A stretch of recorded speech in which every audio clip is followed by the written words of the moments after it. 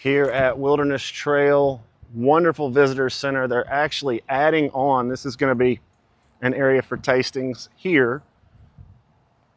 Distillery is a little over 10 years old. Some of these buildings were here a lot longer than that. This is kind of the office and administration building here.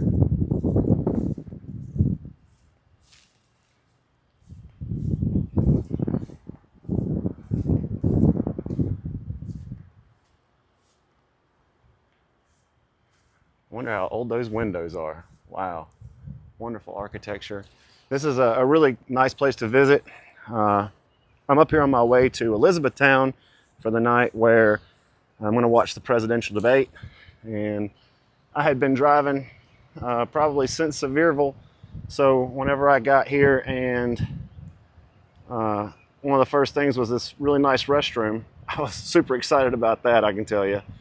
Definitely come by and check this place out. They have some good bourbon here.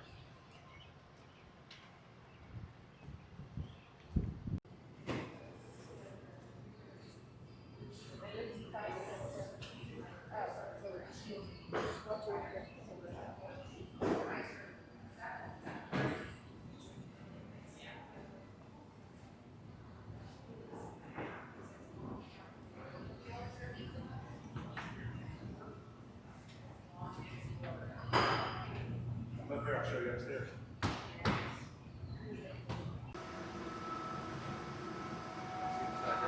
10,000 gallon Making wheated bourbon right now. wheated bourbon. And I think this is property.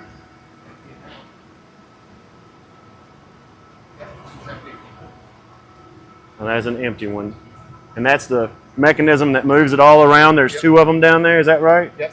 To keep those moving around so there's no clumping of the, because that could cause a burning effect. What do you call those? It looks like a They're just fan. Propellers. Propellers? Propellers, yeah. Gotcha. Yep. Yep. Well,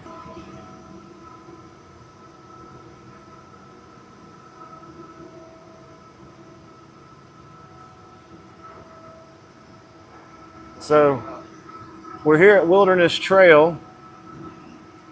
It's our first stop on our bourbon tour trip, 2-day trip. And this distillery was started by two friends who were in a rock band together. And it has really grown quickly in the past 12 years.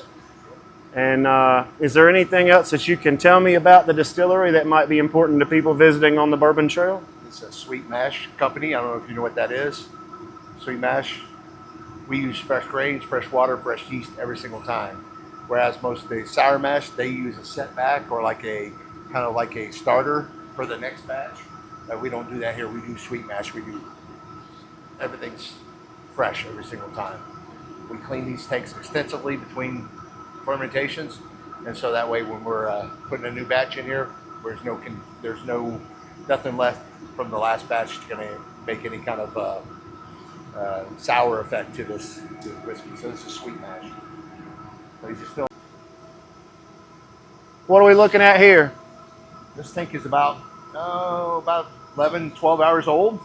When they transfer this tank in here, add 66 pounds of yeast to this tank, and then that's what you see right here is this is the byproduct or the after effects of the yeast breaking the sugars down. You get heat and CO2 gases. You put your hand in here, you can feel the heat coming off. That's pretty hot. That's the effect of the sugars being broke down by the yeast causing the alcohol. That's what you get right there. So CO2 gases and the heat. Now, this company, 12 years now, are we about to release a 12-year-old or? Well, we just only been making bourbon now for a little over 10 years now, Okay. 10 and a half years. Okay. We released our first 10-year-old product in December of last year. Okay. It was one barrel, got 115 bottles out of it. We sold out in about 30 minutes. So, yeah. Well, I was tasting some stuff downstairs. That one downstairs, the cherry, what was that? Cask That's strength? a rye bourbon, cask strength, single barrel, and it was 120 proof. That's Phenomenal. Wasn't drinks like a 90 proof bourbon. One of the better tasting bourbons I've ever had, Yeah. honestly. So this one right here is about a day old, so very active, breaking down those sugars right now.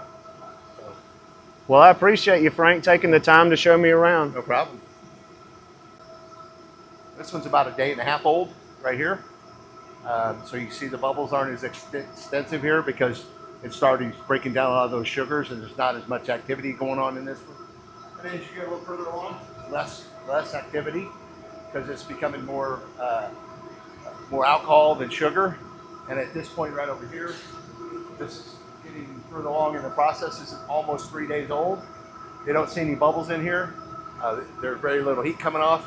This is about 8 to 10% alcohol at this point right here. And then we're gonna transfer this to the beer well, and then the beer well feeds the still, and then that's where we refine our alcohol down to where we get it to the proof we need. How many days total before we're putting it in a barrel?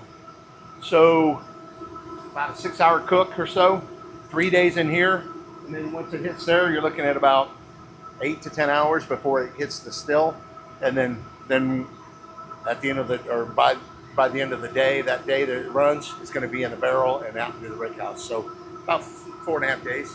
That's the beer well. That's Yeah. 25,000 gallons.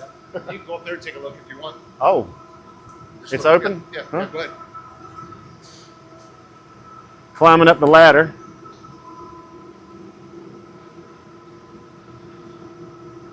Oh, look at that.